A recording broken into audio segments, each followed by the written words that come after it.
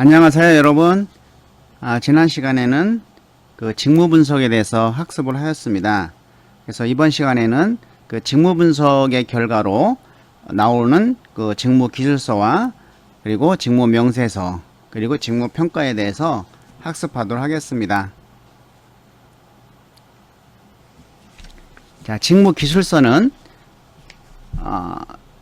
한마디로 얘기하면은 어떤 그 작업 중심, 즉 과업 요건을 중심으로 정리해 놓은 문서다. 사람하고는 관계가 없는 이러한 그 과업 중심으로 정리해 놓은 문서라는 것을 먼저 기억을 해 두시고 직무 분석 결과로 얻어진 것이다.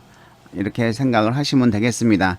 그래서 이러한 직무 분석을 통해 얻어진 직무의 성격과 내용, 그리고 직무의 이행 방법과 직무에서 기대되는 결과 등을 작업 요건을 중심으로 정리해 놓은 문서를 말합니다. 우리가 그 요즘 공공기관이나 NCS 국가기관에 어떤 응시를 할 때 채용 채용 공고에 꼭 첨부시키는 것이 직무 기술서입니다. 그 직무 기술서에는 어떤 그 직무에서 필요한 직무의 내용이 뭐고 어떤 기술, 태도, 능력이 필요하고 어떤 자격증이 필요한지를 자세히 적어놓은 것이죠. 그래서 그 분야에 지원한 사람은 그쪽 그 직무 기술서에 명시되어 있는 것만 준비를 하면 된다는 것이죠. 자, 직무 기술서의 내용은 그냥 한번 읽어보는 수준에서 살펴보도록 하겠습니다. 자, 직무 명칭, 그리고 직무 번호, 소속 부서명 등 직무 표식이 들어가 있고, 직무 수행의 목적이나 내용 등 직무 개요가 들어가 있고, 직무의 구체적인 내용이 들어가 있고, 그리고 직무 수행에 요구되는 조건, 즉 책임, 지식, 직무 수행에 필요한 장비, 환경 등 직무 요건이 들어가 있다. 만약에 사람에 관한 내용이 있으면 이것은 직무 기술서와는 다르죠. 자, 사람에 관한 내용은 직무 명세서입니다. 그래서 직무 기술서 작성 시 주의사항을 우리가 꼭 알아둬야 되겠습니다. 이것은 굉장히 잘 시험에 나오는데 그렇게 어렵진 않죠. 그래서 살펴보면은 항상 현재 시제를 사용한다. 이 현재 시제에 줄 치시고 현재 시제를 사용하고, 그리고 능동적 문장으로 사용한다. 능동형 문장으로 사용한다는 것이죠. 자, 능동형의 밑줄을 그시기 바랍니다. 그래서 가급적 수동형 문장은 사용하지 않는다 라는 것이죠. 자, 능동형 문장을 사용합니다. 그리고 간결하고 직접적인 문체를 사용하고, 또 구체적인 행위를 나타내는 동사를 사용하여 과제를 기술한다. 구체적인 행위를 나타내는 동사를 사용하고, 그리고 가급적 수량을 나타내는 용어를 사용한다. 수량에 밑줄을 그시기 바랍니다. 그래서 현재 시제, 능동형, 그 다음에 수량, 이 부분에서 이제 틀린 내용으로 고쳐서 이제 시험에 출제하는 경향이 많죠. 자, 그래서 만약에 수량을 사용하지 않는다라고 하면 이것은 틀린 얘기죠. 그리고 현직 직무자에게 친숙한 용어를 사용한다. 자, 요 직무 기술서 작성 시 주의사항을 우리가 꼭 알아주시기 바랍니다. 자, 직무 명세서는 작업자, 사람에 관련된 상황이 기록되어 있다. 즉, 직무 명세서는 직무 분석을 통해 해당 직무를 수행하는 작업자가 갖춰야 할 조건을 기록하는 것이 바로 직무 명세서죠. 그래서 이 직무를 수행하는데 요구되는 작업자의 지식, 기술, 능력, 경험. 지식, 기술, 능력, 경험. 예, 요거는 우리가 꼭 기억을 해주시기 바랍니다. 자, 직무 명세표에 그 들어가 있는 내용은 그 요구되는 작업자의 그 어떤 인적 요건을 알려주냐면은 지식, 기술, 능력, 경험. 예, 요 네 가지는 우리가 기억을 해주시기 바랍니다. 만약에 뭐 태도가 들어가 있으면 이거는 틀리겠죠. 또 뭐 애착 이런 게 들어가 있으면 틀립니다. 그래서 직무 명세서에 이제 포함되는 내용 살펴보면은 굉장히 많죠. 뭐 그 사람의 적성, 사람의 지식, 뭐 어떤 기술, 능력, 성격, 흥미, 가치, 태도, 작업 경험, 주로 이제는 작업자에 관련된 이러한 내용들이 쭉 들어가 있죠. 그래서 만약에 뭐 지금 명세서에 포함되는 정보가 아닌 것은, 그래서 동기라는 것이 나오면 이것은 틀린 얘기죠. 동기. 그래서 뭐 다 기억을 하긴 어려우니까 사람에 관련된 것이구나, 그리고 직무 명세서에 포함되지 않는 것은 이런 동기구나, 이렇게만 기억을 해주시면 되겠습니다. 자, 이러한 직무 기술서를 기초로 해서 이제 직무 명세서를 작성을 하는 것이죠.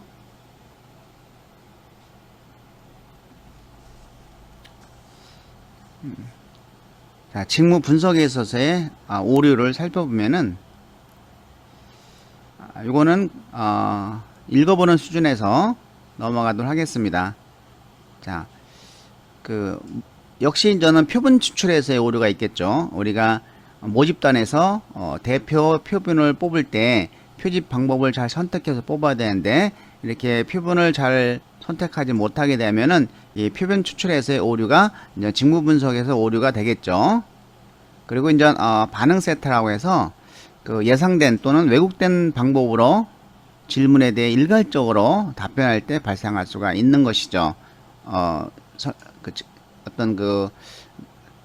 답변을 하는 사람들에 대한 어떤 반응 세트, 이런 것에 의해서 오류가 발생될 수가 있고, 또 직무 환경의 변화에 의해서 오류가 발생될 수 있고, 그리고 종업원의 행동 변화에 오류가 발생될 수 있다는 거 이렇게 해서 넘어가고, 자, 직무 분석의 유의사항을 보면은 이제 당연히 저는 읽어보면 그냥 이해가 가는 내용들입니다. 자, 직무 내용을 명확하자, 그리고 실용성 있는 직무 정보를 제공하자. 당연히 실용성 있는 직무 정보를 제공을 해야 되겠죠. 그래서 요때 이제는 아까 직무 내용에 포함되는 내용들, 뭐 지적 능력, 전문적 능력, 경력 기능 등 인력 요건이 이제 포함되어 있는 것이고, 실무진의 협조가 있어야 되겠고, 충분한 자질을 갖춘 분석자의 활용이 있어야 되겠죠. 또 분석 결과에 충분한 검토가 이루어져야 되겠습니다.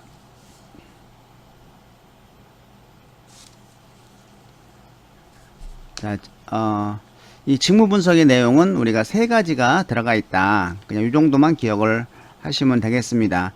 자, 자료, 사람, 사물. 이걸 DPT라고 하죠. 자, 그래서 자료, 사람, 사물과 관련된 내용을 분석을 한 것이고, 또 육체활동, 사람의 어떤 육체활동, 심해 정도와 작업 조건에 따른 신체적인 재반 동작을 규정을 하고 있는 것이죠. 뭐 손을 든다, 뭐 이런 어떤 육체적인 활동, 그 다음에 작업 환경, 이런 작업 장소, 온도, 소음, 진동 등을 직무 분석에 기록되어 있습니다. 자, 그 다음에 이제 우리가 직무 설계로 넘어가면은, 자, 직무 설계는 우리가 직무 성과를 높이고, 그리고 동시에 직무 만족을 향상시키기 위해서 직무 설계를 한다고 했는데요. 이 직무 설계는 순서가 당연히 이제 직무 분석을 하게 되면 직무 기술서가 만들어지고, 이거를 바탕으로 해서 직무 명세서를 작성을 하게 되죠. 직무 명세서를 작성을 하게 되면은 직무를 이제 설계하는 것이죠. 또는 뭐 재설계를 한다든지, 그런 다음에 구성원의 욕구와 조직의 목표를 통합시키는 과정이 이제 직무 설계다. 이 직무 설계의 방안, 우리가 요거는 좀 간단하게 기억을 해주면 좋겠습니다. 자, 직무 순환 많이 들어봤을 수도 있는데요. 되게 이제 학교 교직원들이나 아니면 전 공무원의 조직들, 이런 또 회사도 마찬가지죠. 회사도 마찬가지입니다. 한 사람이 한 자리에 뭐 2년 아니면 3년 있다가 다른 부서로 옮기는 것이죠. 계속 이동하는 것이죠. 직무를 순환하는 것입니다. 그래서 여러 직무를 돌아가면서 번갈아 수행하게 되는 것이다. 그래서 이제 직무의 지루함도 없애고, 또 전반적인 회사 전반적인 그런 영역에서의 어떤 학습이 되니까, 경험이 되니까 경력 개발에도 도움이 되는 것이죠. 단점은 비용 문제를 유발시킬 수가 있죠. 한 사람이 한 군데 계속 있으면 그쪽에 전문 분야니까 그냥 그 사람이 어떤 저비용으로도 잘 할 수가 있는데, 새로운 사람이 오면은 역시 이제 새롭게 시작을 해야 되니까 이러한 비용 문제를 유발시킬 수 있고, 작업 진행에 방해될 수가 있죠. 전혀 모르는 사람이 또 딱 와서 처음부터 시작하려니까. 그렇지만은 우리가 다양한 경험을 통한 여러 분야의 능력 개발을 할 수 있다는 장점도 있습니다. 또 직무 확대, 기존 직무가 너무 일이 자꾸 단조로워요. 그래서 거기에 과업의 수를 증가시키는 것이죠. 그래서 이런 직무의 다양성을 증가시키기 위해서 직무를 수평적으로 계속 확대하는 방향인데, 사실 이거는 일을 더 많이 주는 결과가 초래되죠. 그래서 우리가 생산성을 증대시키고 노동력을 감소시키기 위한 하나의 방안이라고 이런 비판을 하고 있습니다. 자, 직무 충실화. 자, 이거는 어떤 그 직무 순환하고 또 그 직무 순환 그리고 직무 확대와는 달리 어떤 경제적인 그 보상보다는 개인의 심리적 만족을 좀 더 높여줄 수 있는 방안으로 어떤 직무의 수행의 내용과 환경을 재설계하는 것이죠. 그래서 직무 성과가 이런 직무 수행에 따른 경제적인 보상보다는 어떤 개인의 심리적 만족에 달려있다 라는 전제 하에서 직무 수행의 내용과 환경을 재설계한 것이다, 이렇게 기억하시면 되겠습니다. 그래서 이런 직무 충실화를 통해서 다양한 작업 내용, 또 높은 수준의 지식과 기술이 요구되는 것이죠. 특히 저는 자주성과 책임성을 더 많이 부여한다. 사람은 간섭받기 싫어하죠. 저도 그렇습니다. 그리고 내가 어떤 책임을 지고 일을 하게 되면은 더 의무적으로 또 열심히 하죠. 보람도 있고, 이런 측면에서 직무를 충실하는 것이죠. 또 개인적 성장과 의미 있는 작업 환경에 대한 기회를 제공할 수 있도록 직무를 재편성한다. 자, 개인적 성장 그리고 의미 있는 작업 환경에 대한 기회를 제공한다 라는 것이 이제 직무 충실한데, 자, 여기서 우리가 이제 알아줘야 될 것은 이러한 직무 충실의 이론적 근거는 요 매슬로우의 욕구 단계 중 상위 수준이 있죠. 자아 실현 욕구, 그리고 허즈버그의 이 요인 요에서 동기 유발 요인, 동기 유발 요인, 의생 요인이 아니고 불만족 요인이 아니고 동기 유발 요인, 그리고 이제 맥클리랜드의 세 가지 욕구 중 성취 욕구죠. 성취 욕구. 요 세 가지는 같은 맥락의 욕구 단계다라고 기억을 해주시는 것도 좋고, 그리고 이것이 직무 충실의 이론적 근거가 된다. 두 가지를 우리가 기억을 해주시면 되겠습니다. 자, 네 번째는 이 직무 특성 모형인데요. 이건 조직 구성원들의 상위 계층의 욕구를 충족시키는데 초점을 맞추어 동기를 유발시키고 직무 만족을 경험하게 하는 직무의 특성을 개념하는 것이다. 자, 상위 계층의 욕구를 충족시키는데 초점을 맞춘다. 이것은 직무 특성 모형이죠.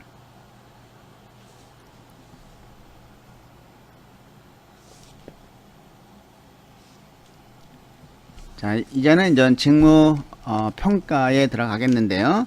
자, 우리가 직무 분석을 해서 직무 기술서, 작업자의 작업에 관련된 사항들을 기록을 하고 일과 관련된, 그리고 이를 바탕으로 해서 작업자, 사람에 관련된 내용을 정리한 직업 명사서를 작성한 다음에, 그리고 직무 설계를 하고 어떤 구성원들에게 화합을 하는 직무 설계를 한 다음에 이제는 뭐 직무 평가를 에 대해서 인정하겠죠.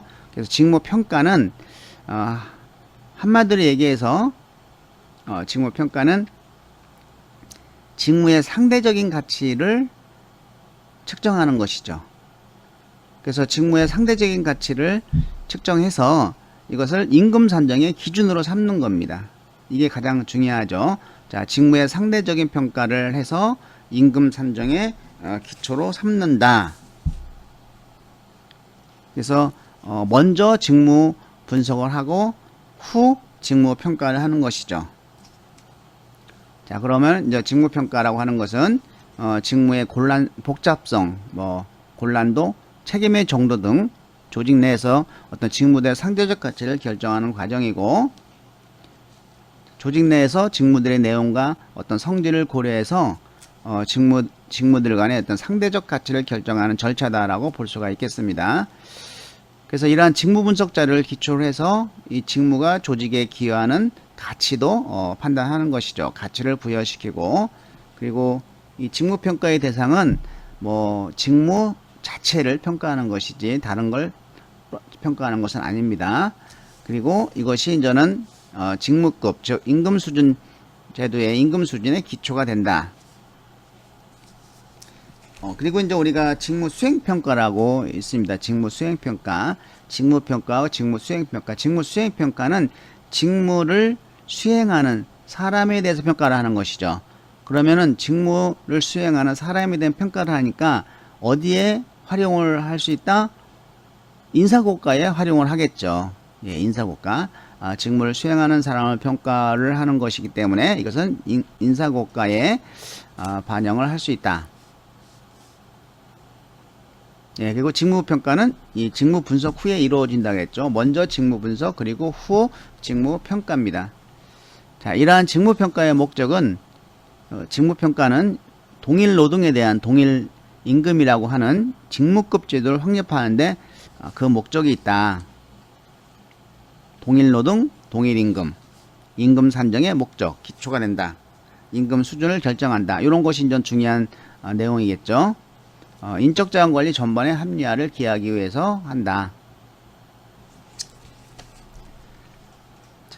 이제 요 분야는 그냥 우리가 한번 살펴보도록 하겠습니다.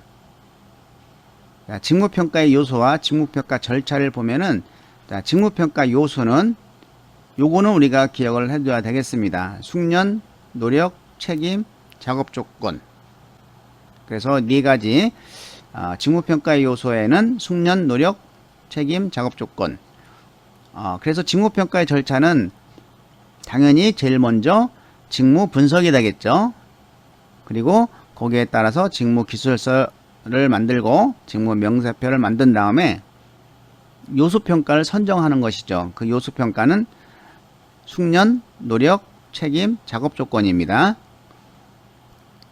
그리고 나서 직무평가 어떤 방법의 직무평가를 선정할 것인지, 그래서 이제 뒤에 우리가 학습을 할 직무평가 방법, 서열법을 할 건지 분류법을 할 건지 점수법을 할 건지 요소비법을 할 것인지 결정을 한 다음에 직무평가를 내리는 것이죠.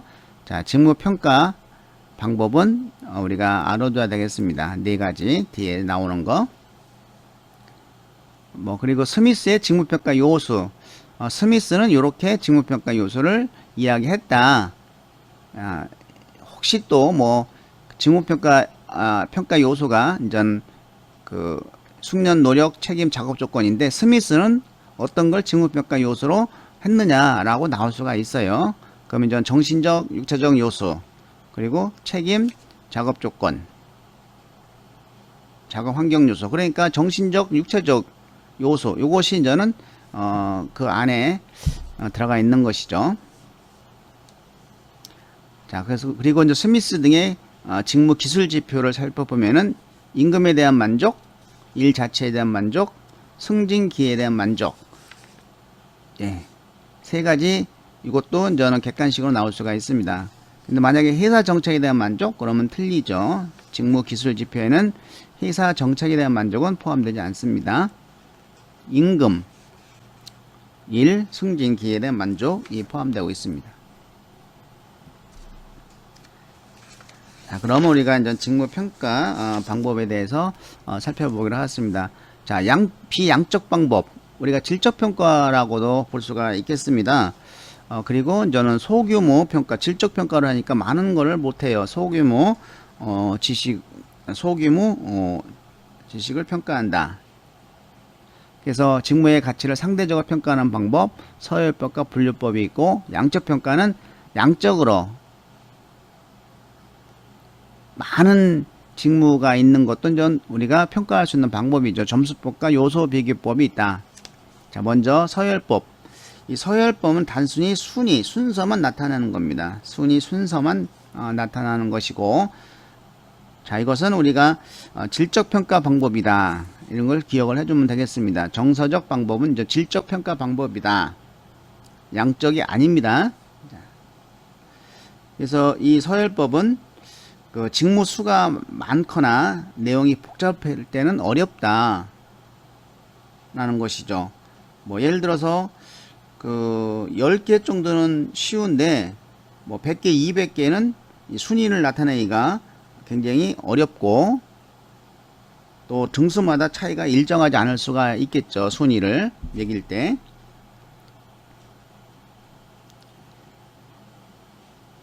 예, 그래서 이것은 우리가 상대적으로 가장 단순한 직무를 최하위에 배정하고 가장 중요하고 가치 있는 직무를 최상위에 배정함으로써 순위를 결정하는 방법.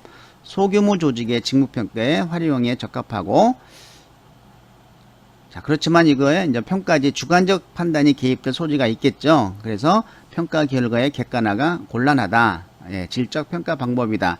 자, 분류법은 이것도 질적 평가 방법에 해당이 됩니다.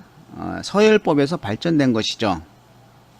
자, 역시 이제는 등급을 매기는 겁니다. 우리가 수능을 등급을 매겨서 1등부터 9등급까지 나누듯이 이 직무도 등급을 나눠 놓고 거기에 이제는 등급을 나눠 놓고 직무를 적절히 판정해서 맞춰 넣는 평가 방법이 있죠. 강제 배정의 특성을 갖고 있죠. 정보기관, 학교, 서비스 등에서 많이 사용한다. 그렇기 때문에 좀 간단하고 이해하기 쉬우며 비용이 적게 소요되겠죠. 또 평가자 입장에서 직무평가가 용이한 단점이 있고, 또 그렇지만은 이 등급을 분류하는 기준이 명확하지 않을 수 있다라는 것이죠. 그리고 직무 등급 분류의 정확성을 기하기 어려운 단점도 있습니다. 자, 점수법과 점수법은 우리가 이제는 양적 평가 방법입니다. 양적 평가 방법. 자, 임금 수준에 맞는 정교한 임금 체계의 설정을 할 수가 있고, 자, 각 요소별로 그 중요도에 따라서 숫자에 의한 점수를 준 후, 이렇게 숫자에 의해서 점수를 준 후에 이 점수를 총계해서 각 직무의 가치를 평가하는 건데, 자, 평가 요소는 요 숙련 요소, 노력 요소, 책임 요소, 자금 요소 등으로 이제 구분될 수 있다는 거 우리가 기억을 해주면 되겠습니다. 그래서 신체 조건은 아니다. 그리고 이제 부족한 직무 환경에 대한 거부 능력 아니다. 이렇게 기억을 해주시면 되겠습니다. 자, 이것은 우리가 평가 요소는 직무의 점수를 매길 때 고려되는 요소라고 볼 수가 있습니다. 숙련, 노력, 책임, 자금 요건. 다음 중 점수법에서 직무에 점수를 매길 때 고려된 요소는 뭐 이런 식으로 나올 수가 있습니다.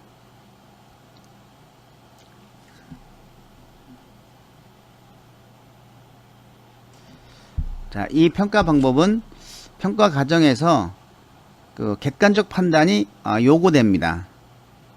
자, 객관적 판단이 요구된다는 거 별도로 써주시기 바랍니다.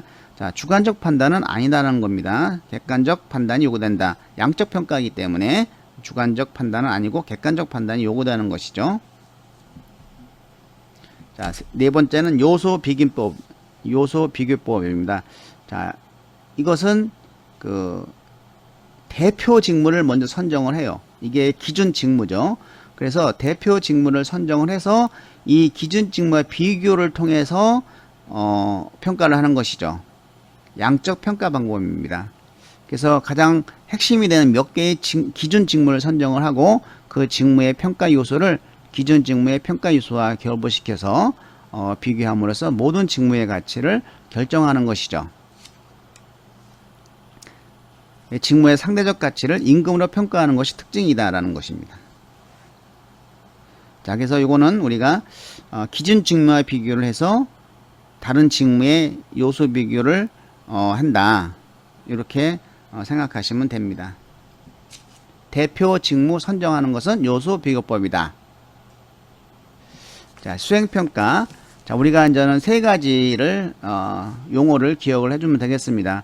직무 수행 평가는 일정 기간 동안에 직원들이 그들의 업무를 얼마나 잘 수행하였는지에 대한 정기적이고 공식적인 평가인 것이죠.